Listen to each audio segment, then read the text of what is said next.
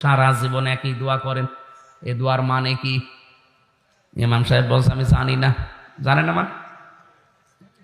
সারা জীবন দোয়া করেন রব্বি হাবলি মিনাস সালিহিন, আর দোয়ার মানে জানেন না? আপনার দোয়া মানে বলা লাগবে, আমি জানি না। এক আলেমের কাছে গিয়ে বলে হুজুর বলেন তো আমাদের ইমাম সাহেব এই দোয়া পড়ে, দোয়ার মানে কি?